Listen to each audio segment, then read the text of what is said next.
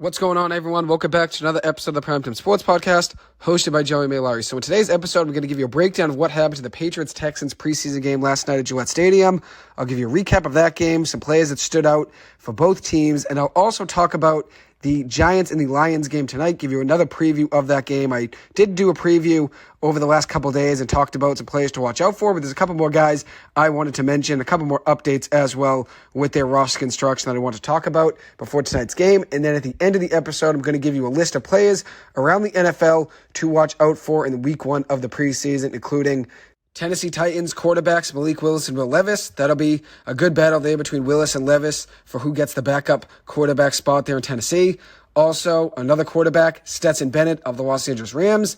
And then Falcons running back, Bijan Robinson. That's another guy I'm going to mention when I get to the end of the episode. So let's start off and talk about the Patriots game and what happened last night. The Patriots lost the game 20-9 to the Houston Texans. The Patriots offensive line struggled during the entire game. And honestly, I think it even shows more they should have added at the offensive line position during the draft. Neglecting the offensive line during the draft was a big mistake by Bill Belichick. I mean, you're just running out there with guys that are backups on most teams and using them as your starting offensive linemen. I know that wasn't really the case last night since the Patriots really benched everyone that's starting on their offensive line except for one guy who started at right tackle, Connor McDermott. He's actually battling right now for the starting right tackle spot with Riley Reif. But regardless, I know there's a lot of backups last night for the Patriots on the offensive line besides McDermott. He had a bad game last night. But considering, even though they're backups, you can still see technique, still see how they opened up holes for the backups. But honestly, it was just brutal all night for the Patriots on the offensive line. So that's one major storyline from the game last night, was that the offensive line did struggle. And as I said, it is just backups. So that's one positive thing for Patriots fans, there it's just backup offensive linemen in. But regardless, you still want to see some improvement. Even if they're just backups, you still want to see them open up holes for the running backs, give the quarterback time. And you didn't see that last night. So the technique obviously wasn't there. And there is also less talent when you use your backups, obviously. Just naturally, when your backups go in, there is less talent than there is on your starting offensive line. But regardless, you should still want to see some holes for the quarterback and running back to be able to run, throw, have time to make plays. And that just wasn't the case last night. One player that stole the show, though, was a guy that I predicted could steal the show and I thought would steal the show in my preview of the game yesterday afternoon, was Malik Cunningham, quarterback, wide receiver for the Patriots. He got the last drive as the quarterback for the Pats last night and moved the ball better than Bailey Zappi did and Trace McSorley did all night. If you look at Cunningham's stat line, 3 for 4 passing, 19 yards. Should have had a 30-yard touchdown pass on the run, but it was dropped in the end zone by Trey Nixon. Brutal drop there, hit him right in the hands. Great throw on the run as he was going out of bounds. Malik Cunningham delivered a shot across the field, but it was dropped by Nixon in the corner of the end zone. Should have been a touchdown pass there, but regardless, they still score on that drive. Malik Cunningham did have a really nice 9-yard rushing touchdown to top off his night, which if you look at his stat line, 3 or 4 passing, 19 passing yards, 5 rushes, 34 yards, and a rushing touchdown. What stands out most is his running ability, obviously. Like I mentioned yesterday, he's just a great athlete and a great quarterback as well. I think he could be a quarterback in the NFL, definitely be a backup, and who knows what the Patriots are going to do here. I know it's just one opportunity here, one drive that he got, so he's obviously going to get more opportunities in the preseason to see what he can do. But I knew he was going to catch eyes last night with his athleticism, and that's just what the story of the game was. He stole the show like I predicted he would, and in that last drive, he moved the ball better than Bailey Zappi did and Trace McSorley did all night. He did start the game as a wide receiver, didn't record a catch, though. I didn't get to really see any of his routes, though, since I was working, so I didn't really get to see any routes with him at the wide receiver spot, but I got to see the end of the game with him come in at quarterback, and he looked awesome. He looked awesome. I know he's going up against backups, really third and fourth stringers, so a lot of guys that aren't going to make the NFL, but to take over the game like he did on that last drive was impressive, and he moved the ball, as I said, better than Zappi and McSorley did all night. And if you look at his stat line, as I said, 3 or 4 passing, 19 yards, and then 5 rushes, 34 yards, and a touchdown. Very impressive night on the ground. Even in his passing situations as well, he should have had a 30-yard touchdown pass, but it was dropped by Trey Nixon. He looks composed out there, looks relaxed. He even got a tough play where he actually tried to make a run, and one of the defenders actually ripped his face mask off and took his helmet off. That was a penalty there. Got him a little bit fired up. Kept his composure, though, and then he ends up still delivering on that drive and finds a way to get the Patriots their only touchdown on the night. 34 rushing yards was actually good enough to be the Patriots' leading rusher on the night. And like I said in my predictions, I said he's going to run for 30 or 40 yards if given the opportunity. He runs for 34 yards. So I was pretty accurate with that. And I also did say in yesterday's episode that he's going to be the talk of Boston Sports Radio today, and everyone's going to fall in love with them. And what's the story of Boston Sports Radio today? I listened to Felger and Maz. I listened to Zolak and Bertrand. I listened to the post-game interviews last night. And everybody's mentioning how well Malik Cunningham played on that last drive. I know a lot of people are mentioning the fact that he's going up against third and fourth stringers, so it's not really like he's going up against backups. But regardless, to come in the game like he did and still move the ball better than the other two quarterbacks did all night, that's not something you can take lightly. As I said, I know he's going up against backups, but this guy is capable of making plays. He's capable of making plays. And with his playmaking ability, I knew the talk of the town on the radio, the buzz on social media would all be about Cunningham and how well he performed. And that's just because Malik brings an intensity and a rush to the game that no other quarterback really can do on this Patriots roster because of his speed and his athleticism. Nothing brings electricity to the game of football like a mobile quarterback, like a game-breaking running back, like a great pass-rushing linebacker. When you have those things in your team, it brings excitement to the game. And I think a mobile quarterback is one of the most exciting things in the game of football. Even though they can get hurt a lot, obviously, and it's a vulnerable thing to be a mobile quarterback since you're really putting yourself out in the open to get hit in the middle of the field, it does bring an intensity to the game of football and an excitement. And that's what the Patriots don't have in either quarterback, Zappe or Jones. They don't have any mobility. And even though you don't need to be a mobile quarterback to succeed in the NFL, a lot more quarterbacks in today's day that are getting drafted and young quarterbacks in this league today can use their feet because you need to be able to extend plays. Especially with this Patriots offensive line, you need to be able to extend plays with your legs. And Mac Jones and Bailey Zappi really don't have that athleticism that Malik Cunningham has. Cunningham's just a different quarterback than the Patriots have ever had. A guy that I think definitely deserves to make the roster. Even if it's only one drive against third stringers and fourth stringers, his athleticism warrants enough to get him on the roster. I know that could be a hot take to a lot of people's ears and people might not agree with me there, but at the end of the day, if you look at his ability to make plays, he can help you out, definitely in the red zone. I think he'd be a perfect guy to come in on 3rd and goal, maybe on the 3-yard line for the Patriots, or even maybe 2nd and goal from the 10, whatever it may be, and run an option. He could be a gadget guy for this Patriots team that they could use in the red zone and short yardage option plays, and definitely would make the defense have to guess, is he going to hand the ball off, or is it going to be a QB run? When you have that option between a running back and a quarterback where you can run options, it makes that defense have to guess.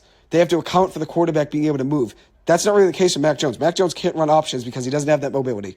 When you have a guy like Malik Cunningham, you can run those options, and it makes it harder on the defense to game plan, especially in the red zone with short yardage, and he only has to get 3 or 4 yards, just make 1 or 2 guys miss, which he did last night in that 9-yard touchdown run. He made multiple guys miss on that run. It's a lot easier to move the ball in the red zone when you have mobility because it opens up a playbook that the Patriots don't really have right now with Mac Jones and Bailey Zappi. If you're on the 10-yard line with Zappi or Mac, you're not going to be running an option there. You're not going to be letting them roll out and try to throw on the run, but it's different with Malik Cunningham. You can do that. And I'm not saying Malik Cunningham is going to be the backup quarterback for this team because who knows? I mean, obviously Bill Belichick's going to want to see more reps out of him, but I think he's capable enough to be a backup quarterback in the NFL. It was honestly crazy to me that he was an undrafted free agent. I thought he could have been a 3rd or 4th round pick quarterback, ends up falling in the draft, and doesn't even get drafted, which I thought was crazy. But at the same time, I mean, some people had a lot of questions with Lamar Jackson coming out of college because they didn't think a running quarterback could last in the NFL. Malik Cunningham goes into Louisville, uses basically the same playbook that they used with Lamar Jackson there, and succeeded and had a great career at Louisville and used his athleticism, his elusiveness, his agility, and used his speed very well. He's a guy that made big plays in the ACC consistently week in and week out. As for the Patriots, where they currently stand, I know a lot of people are going to look at that game last night and say Malik Cunningham deserves to be on the team, and I would agree with them. I think Malik Cunningham, even though it's one drive, I think what he brings to the game, the excitement he can bring for you in the red zone, is definitely enough to get him on the team. And I said yesterday he was 6'3". He's really 6'1", so I was a little bit off of his height. I did forget that. He was a little bit shorter than 6'1". Lamar Jackson, 6'2". I was thinking Malik Cunningham was an inch taller. He's really an inch shorter, so like 6'1"-ish rather than, 6'2" or 6'3" like I was thinking because Lamar Jackson's 6'2". But regardless, he's 6'1", can use his speed, and if you could use him as a wide receiver, I didn't really get to see any routes yesterday, but maybe his speed could help you get him open. Maybe his speed can help you on a slant route. Give him the ball in the middle, see if he can just take it. I'm not really too sure. I haven't seen him run any routes, as I said. I'm excited to see him maybe run more routes in future preseason games. But I do think this guy could be a gadget guy for the Patriots that they could use in the red zone, can come in on short yardage situations, even if it's not the red zone, on their own 35-yard line, 3rd and 2, and maybe run an option. Who knows? Maybe a bootleg play. There's a lot of things you could do with a mobile quarterback that you really can't do with Mac Jones and Bailey Zappi. The playbook's a lot different for quarterbacks that are pocket passes than it is for a mobile quarterback that can get outside the numbers and throw on the run, throw outside the hash marks. So we'll see what happens with Malik Cunningham in the future and whether or not he'll make this Patriots team. But I think he's a perfect Bill Belichick guy. A guy that's a quarterback in college, comes into the NFL as a chip on his shoulder since now he has to try to play wide receiver, has to figure out a new position, but at the same time gets an opportunity to play quarterback and obviously shined last night in his debut. So we'll see what happens in future games from Malik Cunningham, but I think he deserves to make this team. And that's not even just based off of last night. I said it yesterday in my episode. I said they think he's good enough to play quarterback in the NFL, even if it's just a backup spot. I think he's good enough to be on a roster as a quarterback. And when you play wide receiver as well, it makes it even easier to make the team, especially when you have Bill Belichick as your coach. He loves guys that are versatile and can do multiple things, and maybe this guy could help you out as a gadget player. We'll see what happens, obviously, there. Like I said in my predictions, Tank Dell, wide receiver for the Texans, is a guy to keep your eye on. He balled out last night, 5 catches for 65 yards and a touchdown. Case Keenum had a very good game as a backup quarterback for the Texans. He was 9-14 with 79 passing yards and a touchdown. C.J. Stroud struggled last night, 2 of 4 passing with 13 passing yards and an interception. A bad pass that was picked off by Jalen Mills.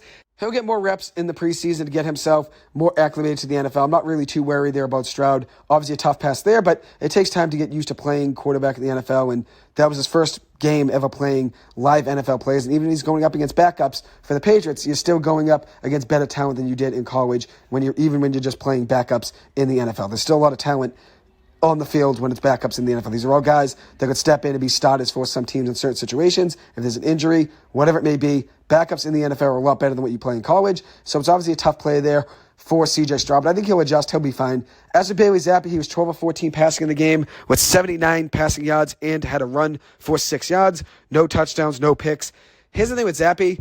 I think when you look at a lot of his completions last night were short passes, quick plays, quick routes, quick screens just to get the ball out of his hands. And part of that's because the Patriots offensive line really isn't equipped enough. And I know they're backups. It's not equipped enough for the quarterback to hold the ball in the pocket for 4 or 5 seconds, let receivers run downfield, try to air it out. There were a lot of screens and a lot of quick routes last night to try to beat the Houston pass rush and get the ball out of Bailey Zappi's, Trace McSorley's, and Malik Cunningham's hands. That's because the pass rush was coming in quicker than the Patriots offensive line could protect.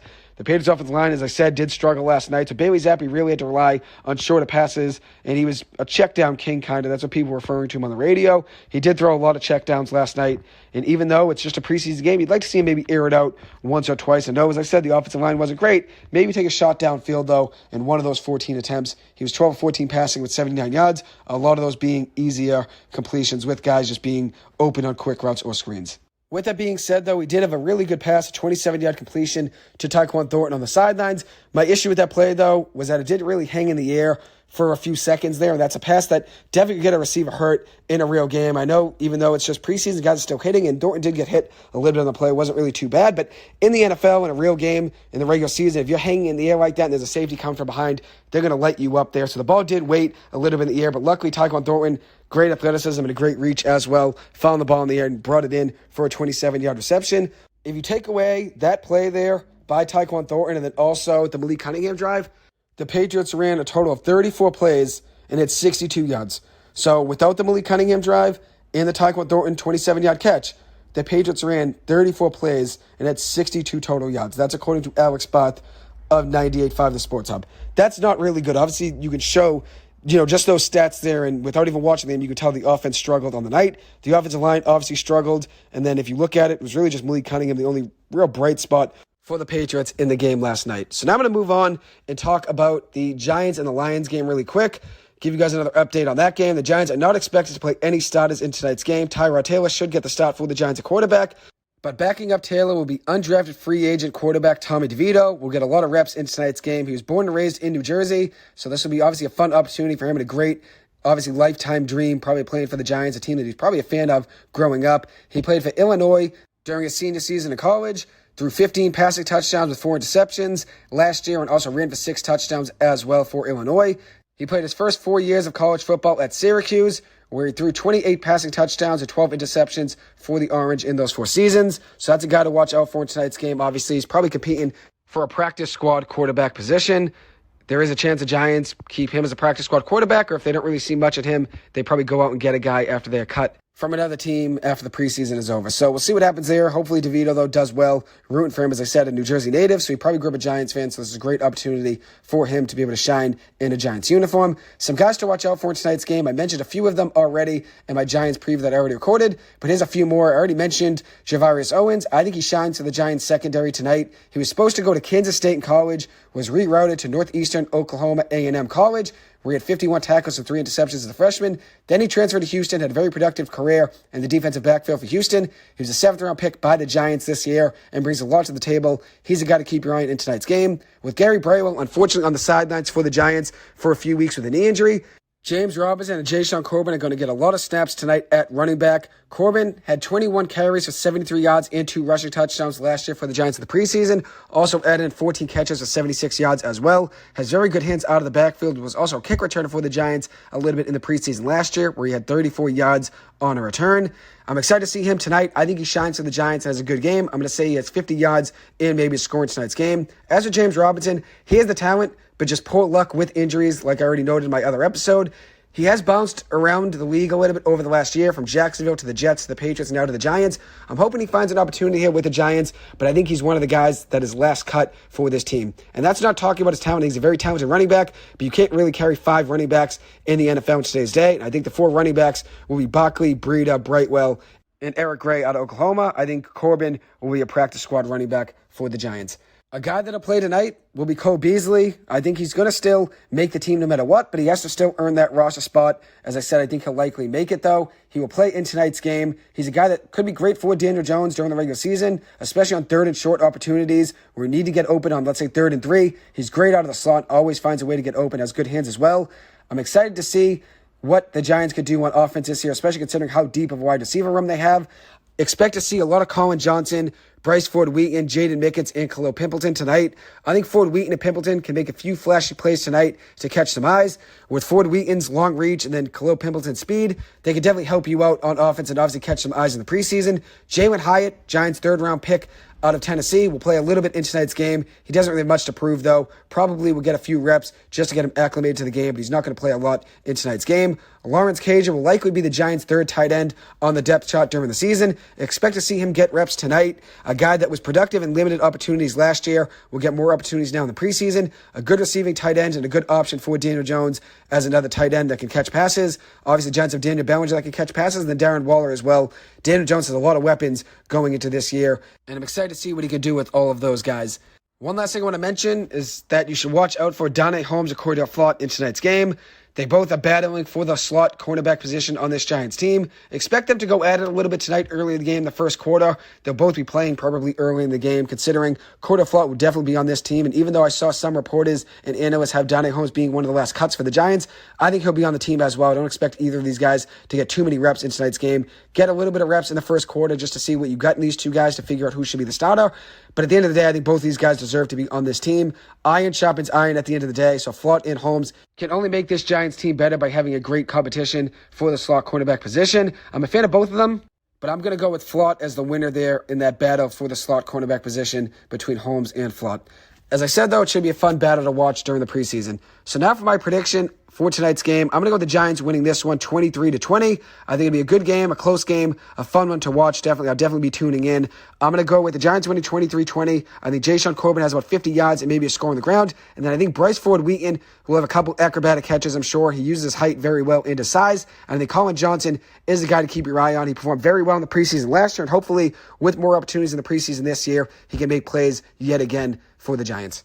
So now for some other plays to watch in week 1 of the preseason around the NFL. I'm going to start off with the Arizona Cardinals backup quarterback Clayton Tune. He's a rookie quarterback out of Houston. He had 40 passing touchdowns and 10 interceptions last year for the Cougars, along with 544 rushing yards and 5 rushing touchdowns. So you take the 40 passing touchdowns and the 5 rushing ones. He had 45 total touchdowns last year for the Houston Cougars. 10 interceptions, as I said, with also 544 yards on the ground.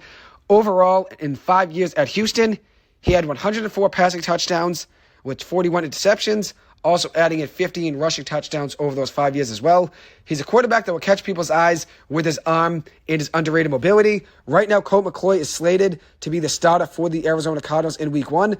But I'm going to make a bold prediction right now, and I'm going to say that the week 1 starter for the Cardinals will be Clayton Tune. At least that's who I think should be the starter in week 1 for the Arizona Cardinals. Kyler Murray's still recovering from a torn ACL, so he won't be in the picture to start week 1. It's between McCoy and Tune. Tune is a 5th-round pick in this year's draft. Absolute steal by Arizona there. I think he's good enough to be the week 1 starter for this team over Colt McCoy. Watch out for him in the preseason. Next up, Falcons running back Bijan Robinson, electric home run hitting running back with game-breaking talent. He's the RB3 on the depth chart for the Atlanta Falcons right now, but I think he'll be the lead back for sure. It won't even be a question. If you take a guy 8th overall, you're going to end up putting him as your starting back in week 1. He's a game breaker, like I noted, that the defense needs to game plan for. That's not really the case for Tyler Algier. You don't really have to game plan as hard for a guy like Tyler Algier like you do for Bijan Robinson. And that's not making a jab at Tyler Algier. It's just Bijan Robinson's talent and his ability is a lot different than what Tyler Algier brings to the field.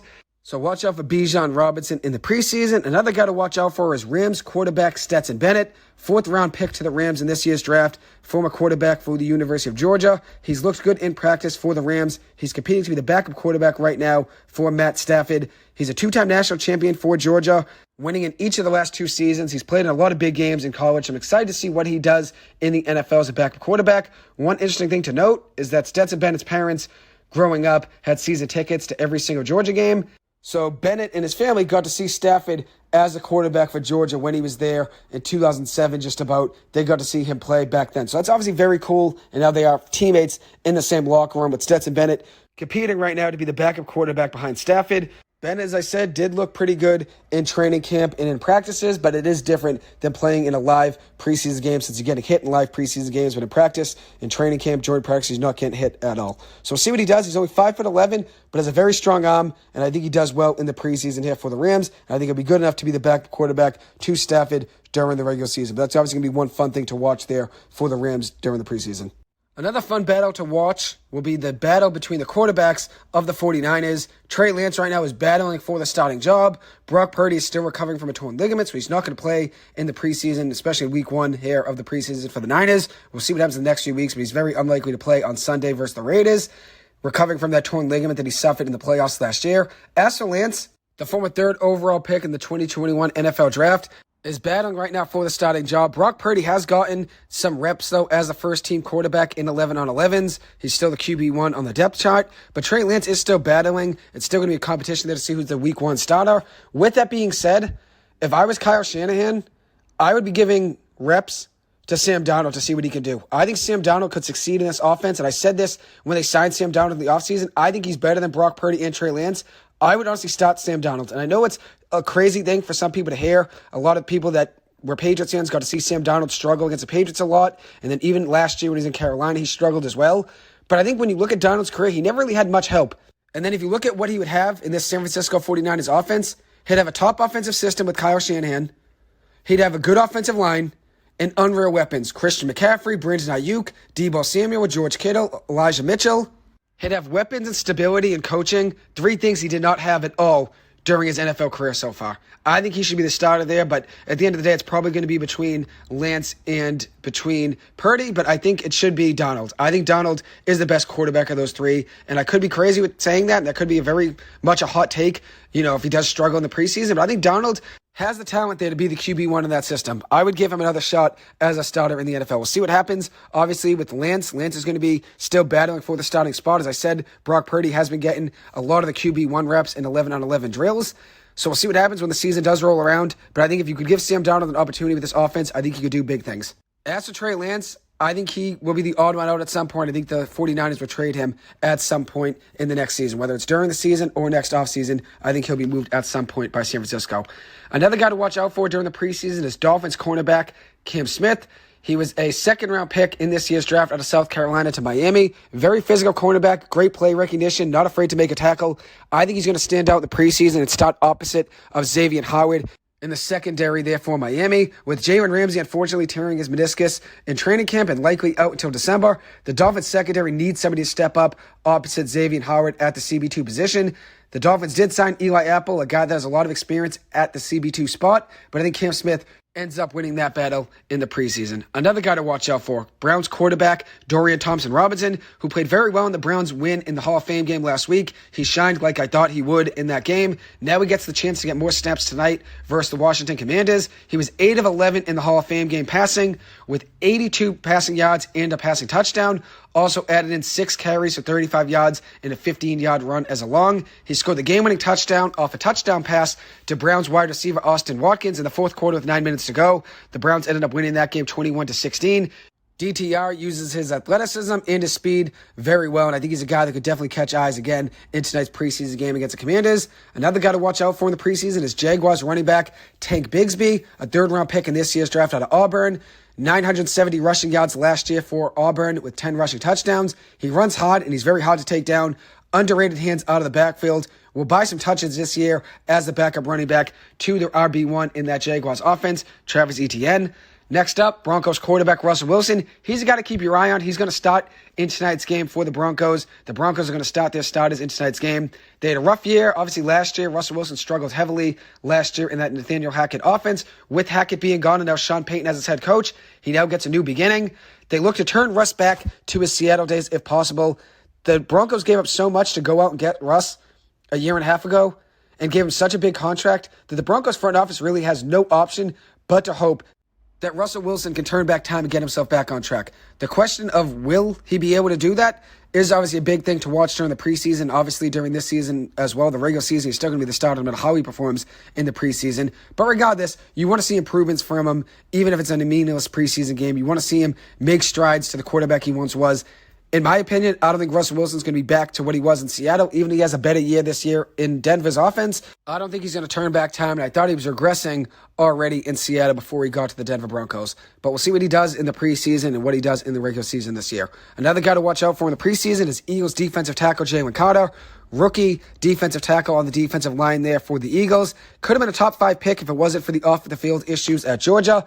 Ends up falling to 9th overall in this year's draft. Philly got him with a steal of a pick there at 9th. With Javon Hargrove leaving for the 49ers in free agency, there was a void on Philly's defensive line, and they found their answer in Jalen Carter with the 9th overall selection. He's a strong and powerful defensive tackle that can disrupt the game and make that defense even better. Another battle to watch out for, so I already mentioned the 49ers battle between Purdy, Lance, and Donald. Here's another one to watch out for. The Tennessee Titans quarterback battle, and that's for the backup spot between Malik Willis and Will Levis. Will Levis was a second-round pick in this year's draft. 33rd overall selection, was supposed to be a top 10 pick in a lot of mock drafts at one point before the draft. Ends up falling in the draft to the first pick of the second round. Has a very strong arm, and that's one thing that people looked at in his film, said he has the talent, obviously, with his arm strength. But he didn't really throw too many touchdowns last year at Kentucky, just 19 passing touchdowns with 10 interceptions as a senior. Did add in 2 rushing touchdowns during his senior at Kentucky as well. It'll be a fun battle to watch between Willis and Levis. Willis was a third-round pick in 2022 out of Liberty. He was viewed as a first-round pick by many people that made mock drafts before that draft in 2022. A lot of scouts thought he was going to be a top pick, especially with what he was doing in college. Then he ends up falling all the way to the third round. I know a lot of times when you see a team saying, oh, we're interested in this quarterback, a lot of time it can be a smoke screen. That could have been the case with Malik Willis being a top 10 pick or top 5 pick in a lot of mock drafts. Same thing with Will Levis. He was supposed to go 4th overall to the Indianapolis Colts, ends up falling to 33rd overall. The Colts didn't take him. They took Anthony Richardson instead. As for Willis, he had a little bit of experience last year, making 3 starts for the Titans, played in 8 games as a rookie, and in those 8 games, he had 276 passing yards with 3 interceptions, no touchdowns, passing with 123 rushing yards and a rushing touchdown. Very raw talent coming out of college, was viewed as a project in the NFL, and that was the case obviously last year. So we'll see what happens there with Levis and Willis. In my eyes, even though I think it'll be a fun battle to watch, I think Willis ends up winning the backup role to Tannehill this season, and with a strong showing in the preseason, that could definitely be the case. With that being said, the Titans are going to carry 3 quarterbacks no matter what, but I think at some point, Ryan Tannehill will be out as a starting quarterback during this season with the Titans. We'll obviously see what happens there. Another guy to watch out for is Jets quarterback Zach Wilson. He played very well in limited snaps in the Hall of Fame game last week, including a 57-yard bomb to Malik Taylor on the sidelines, a play that was dialed up by starting quarterback Aaron Rodgers from the sidelines. He said, go to Taylor on this play. Zach Wilson ends up airing it out, stepping up in the pocket, and throwing a great pass to Taylor, who ends up making a great catch as well. Wilson finished the game 3 for 5 with 65 passing yards. Being able to learn from Aaron Rodgers can be huge for Zach Wilson's development. And he's a guy that has the arm talent. He just has to develop his decision-making more. And you can't really give up on him just yet, even though he did struggle a lot last season in his second year. I think he'll get another opportunity to be a starter in the NFL somewhere, maybe when this rookie contract is over with the Jets, or if the Jets were to move him after being the backup, let's say he succeeds in the preseason, and then a quarterback, another team gets hurt during the regular season, maybe the Jets go and move him. But I think he'll get another chance someday, especially with his arm talent. I don't think you can give up on that too much and that quick. Maybe you give him one more chance as a starter elsewhere in the NFL. We'll obviously see what happens. Maybe that's just me rooting for the kid to get another chance because of all the backlash and the criticism he got last year when he was struggling. We'll obviously see what the case is for his future. But being able to learn behind Aaron Rodgers will be huge for his development. So 2 more players to watch out for. They are veterans in the NFL. Raiders cornerback Marcus Peters, who was signed a few weeks ago by Vegas and now becomes their top cornerback. A team that has struggled defensively over the last few years. They add an experienced cornerback who has 8 years in the NFL under his belt with 32 interceptions in those 8 seasons. He was a 2-time All-Pro selection as well. Will definitely make a difference right away in Vegas' secondary. I'm excited to see what he does. I think he's a guy to watch out for in the preseason, considering he's already probably going to be their top cornerback, considering how weak of a secondary they've had over the last few seasons. And then Saints wide receiver Michael Thomas, an NFL veteran, will get a chance now to play with another quarterback over his tenure here with New Orleans. He was with Drew Brees. He was with Jameis Winston. He was with Taysom Hill. And now he has Derek Carr as a starting quarterback. Derek Carr will be starting on Sunday. It'll be interesting to see if there's any chemistry between Thomas and Carr. Thomas, who has struggled each and every year since 2019 to stay healthy, is now getting another opportunity with New Orleans.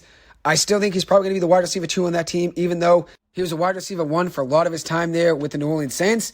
I think if you look at that offense, I think he's going to end up being the 2. With Chris Olave as the number 1 there. That's an intriguing offense, though, with Chris Olave. Michael Thomas, if he were to stay healthy, you really can't rely on him, though, to stay healthy. And then, obviously, Alvin Kamara is going to be out for the first few games of the season. They also have Jamal Williams as well, Derek Carr at quarterback. They have an interesting offense there in New Orleans. We'll see what happens, obviously, over the course of the season. Michael Thomas is a guy that can put up big numbers when he stays healthy, but the question is, can he stay healthy or not? And the last few seasons, he's just not been able to do so. He's played just 10 games over the last 3 seasons. 10 games over the last 3 seasons with 3 touchdowns in those 10 games, and he didn't look like the same receiver than he did in the 2018 and 2019 seasons. Anyways, that will conclude this episode. Thank you guys so much for taking the time to listen to this. As always, I appreciate it, and hope you guys have a good one. Take it easy, and I'll see you guys in the next episode. Thank you.